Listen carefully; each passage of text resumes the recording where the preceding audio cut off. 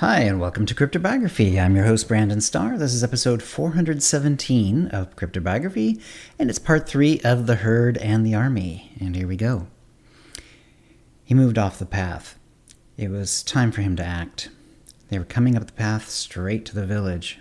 It wouldn't even be that long before they'd be in sight of the first buildings. He looked around and picked up some rocks. They were heavy in his hand.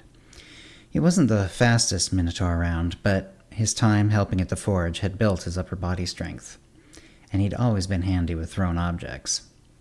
The first humans came over a small hill. He could only see their upper half. They held some sort of metal objects in their hand, which had small torches inside throwing light. The ones behind them held the long sticks that the messenger had warned about. He didn't know how accurate they would be in the dark, but he knew he couldn't take too great a risk. There were a line of them, probably about 30 or so. The two in front held the lights, and there were a few other scattered lights along their length. The rest held the sticks. He noticed how small the humans were. He'd always heard that the smallest minotaur was larger than the largest human. Now he knew it was true. They could kill him with their fire sticks, but he could do the same with his rocks. He took aim and threw it hard. It flew through the air and smashed on the side of the head of a human. He had a helmet, but it did him no good.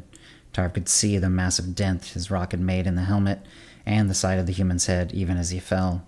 The humans cried out and brought up their sticks. Tarve ducked down.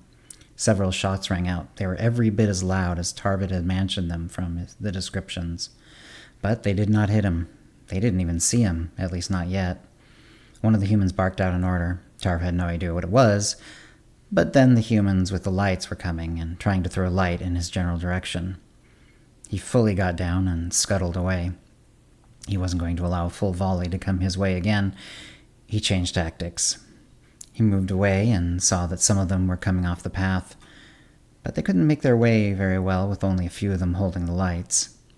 So he aimed at the ones holding the lights. The next rock he threw hit a human dead in the chest. He crumpled, and some other humans went over to him, picking up his light, which had gone out, and checking his wounds. Tarve didn't care if the man was dead or not. He was glad, though, that the light had been extinguished. There were others, including one from the main line of humans on the path that now made their way to the downed man. Tarve took aim and struck this man on the head. He fell instantly.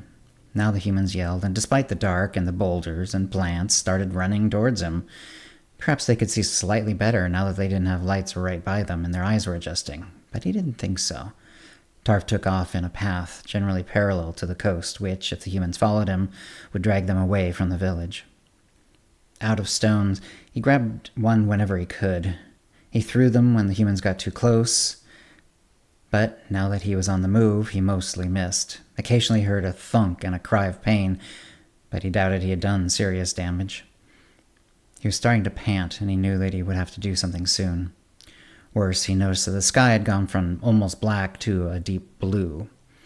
It was only a matter of time before the sun would start to come up, perhaps half an hour or so.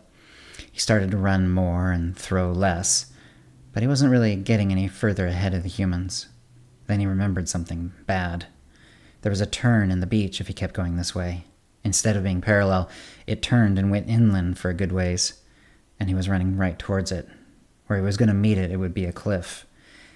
He could either turn inland or turn towards the beach, but the beach was a dead end. Somewhere on the beach would be the ship or ships of the humans. He had to turn inland. Ahead of him, not far in the still dark night, was the cliff. He turned and ran inland, now parallel to the cliff. Now he was going not exactly towards the village, but closer to the village than he would like to go. He already decided that he would stay close to the cliff and turn further away from the village when he could. Fortunately, he heard a commotion behind him. His best guess was that the humans in front were still running hard to catch up with him, had not seen the cliff, and had at least partly gone over the edge. It sounded like several were yelling, and they were falling behind for now. He kept moving.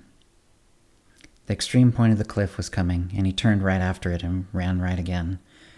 The gap was far enough that he didn't fear their weapons, even if they could spot him in the somewhat less dark sky.